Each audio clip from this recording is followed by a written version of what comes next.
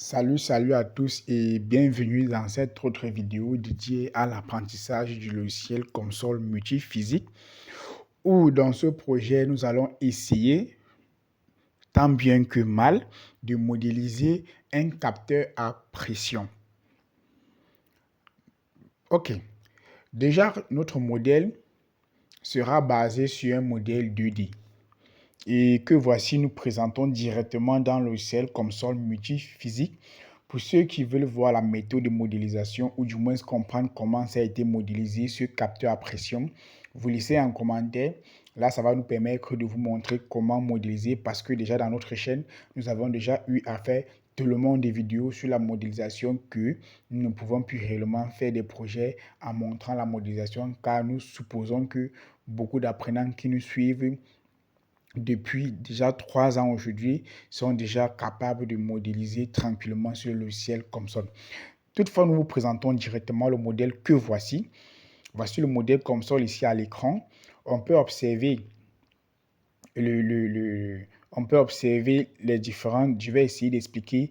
Le premier rectangle, le deuxième rectangle, ce sont des domaines. Le premier domaine, c'est la membrane du capteur en question. Le premier domaine qui est sous forme rectangulaire, là, c'est la membrane. Maintenant, le deuxième domaine qui est un petit, voici le deuxième modèle.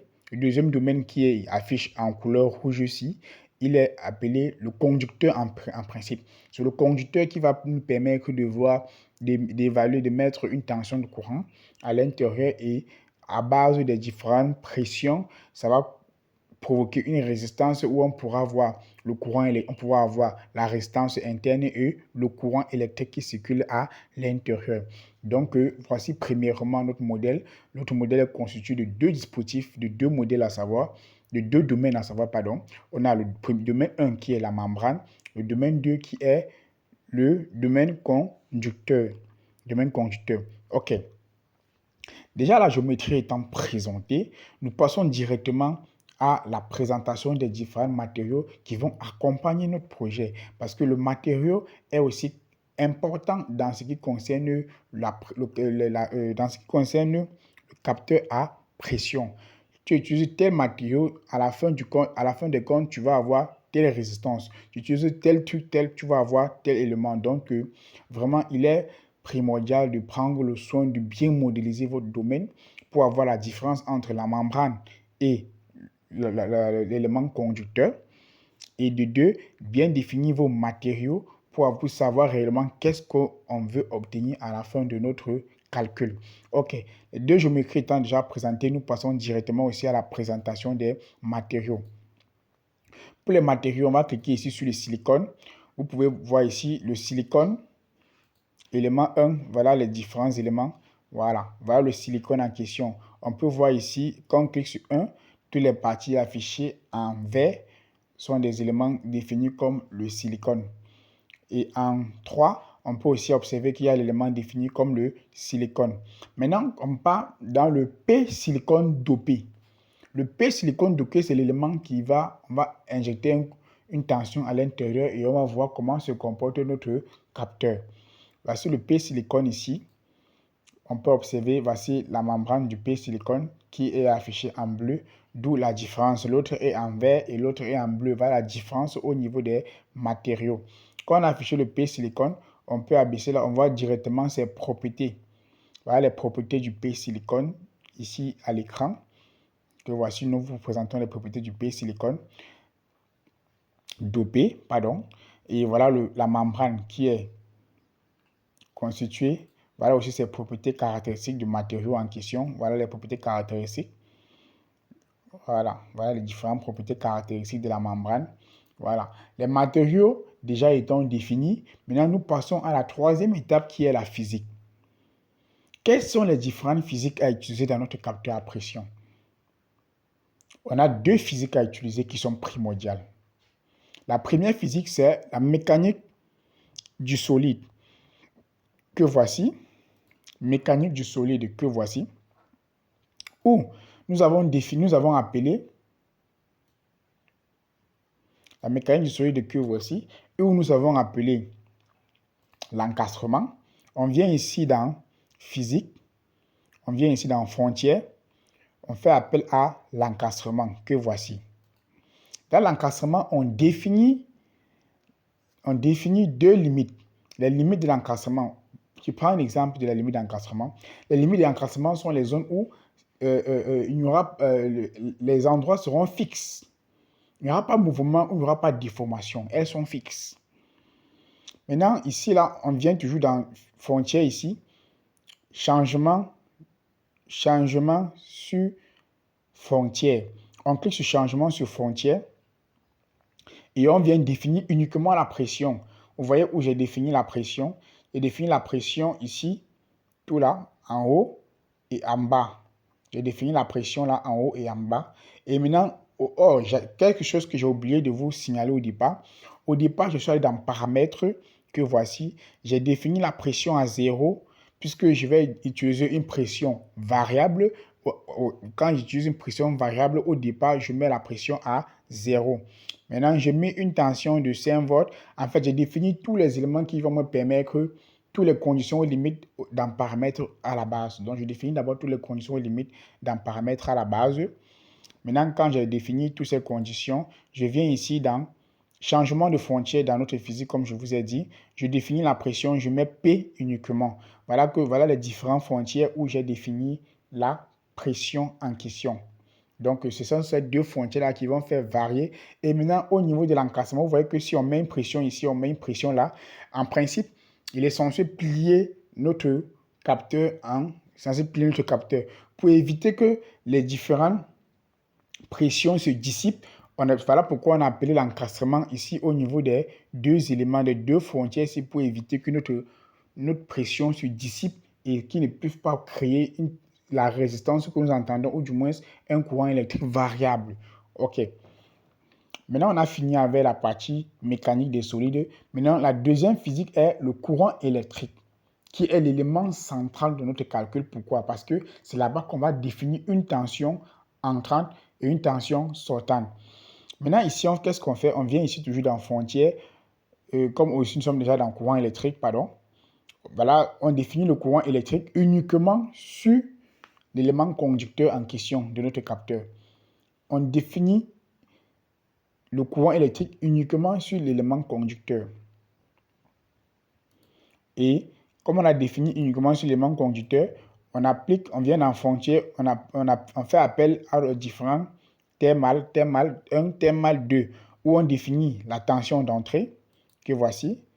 La tension d'entrée, la voici, ici, qui est à 5 volts qu'on a défini ces paramètres à la base. Maintenant, on vient dans thermal 2, on définit la tension de sortie, que voici, qui est au niveau 5. Voilà. Et maintenant, on vient ici dans multiphysique. Multiphysique, on peut activer l'effet piezoélectrique. On l'active naturellement. On l'active pour faire en sorte que le calcul soit, pour faciliter le couplage entre les deux physiques, la mécanique de solide et le courant électrique. On facilite le couplage. Et au niveau du maillage, on peut lancer, comme nous sommes en 2D, et la 2D ne prend pas excessivement d'itération ou du moins du temps de calcul, on peut lancer le maillage en maillage très fin. Et après le calcul, bien sûr, vous pouvez voir ici, on lance le calcul et on patiente quelques instants le temps que notre calcul s'affiche. Déjà, il faut savoir que pour faire une modélisation sur console, vraiment prenez la peine de faire réellement vos recherches sur le projet en question, savoir ce que vous voulez, les éléments qui vont vous permettre de pouvoir obtenir votre résultat et tout ce qui va avec.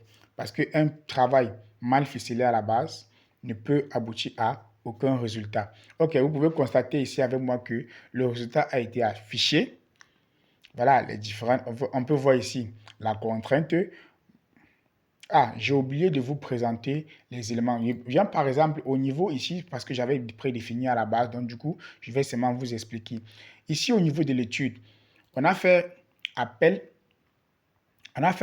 à l'analyse paramétrique, où la pression P qu'on avait définie à la base, on a appelé la pression P et on a défini de 0 à 10 000. On a dit range, il faut nous calculer la pression sur les différents éléments qu'on a définis de 0 à 10 000 par pas de 2000. Ça veut dire qu'il va calculer avec un pas de 2000. Maintenant, on a appelé l'étude stationnaire pour pouvoir évidemment calculer la tension électrique que nous avons mis dans notre courant, puisse fusionner avec la pression qu'on a définie pour obtenir notre résultat en fin de compte. Après tous ces éléments définis, voilà le calcul que nous avons lancé et voilà les différents résultats que nous avons obtenus. Voilà la contrainte. Nous sommes ici à P6 qui est égal à 10 000. Voilà notre contrainte qui varie entre 0,4 et 3 fois 10 puissance 4. Voilà les différentes pressions que nous avons obtenues. On peut cliquer là, on voit qu'ici à 0, notre capteur à 0, pression 0, ne varie pas. Et quand on avance là, on constate que notre capteur varie en fonction des différentes pressions. Donc, vous voyez qu'au fur et à mesure qu'on avance, la pression monte et le capteur varie. Ok, maintenant ici, on peut observer ici le potentiel électrique. Notre potentiel électrique aussi, il part de 0 puisqu'on a défini uniquement sur la partie conducteur. On peut voir ici que le potentiel électrique part de 0 à 5. 0 à 5. Maintenant, notre norme du champ électrique. Voilà notre norme du champ électrique. On peut voir comment le courant électrique se conduit dans notre capteur en question. Maintenant, ici, il était question d'évaluer tous ces éléments et nous permettre de tracer la courbe de la résistance. Puisque dans notre capteur, on a défini deux physiques, on a défini les matériaux, on observe si à travers ces différents éléments, quelle résistance ça peut produire, ou du moins on veut obtenir la courbe de la résistance en fonction des différentes pressions. Et sans plus tarder, on vient ici au niveau des résultats. On clique ici là sur groupe de graphe 1D. Quand on clique sur groupe de graphe 1D, on fait un clic droit, on appelle global. Et voilà la courbe de la résistance qu'on a obtenue. Pourquoi on a obtenu cette courbe de résistance de façon décroissante? Tout est fonction des matériaux que nous avons utilisés. Donc, c'est pour faire comprendre que le matériau est important dans notre capteur. Le matériau est capital dans notre capteur. Du coup, voilà le résultat que nous avons obtenu. Sinon, dans notre prochaine vidéo, nous allons faire toujours un modèle 2D avec les différentes géométries et vous verrez pourquoi la résistance a varié, la courbe de résistance a varié, pourquoi et tous ces éléments qui vont avec. Sur ce, nous vous souhaitons bonne soirée ou bonne journée pour ceux qui regardent la nuit et pour ceux qui regardent le jour. Et à la prochaine, car nous avons plein de contenu à publier. Et pour ceux qui hésitent encore, abonnez-vous, likez et commentez et partagez pour aider un de vos amis ou un camarade.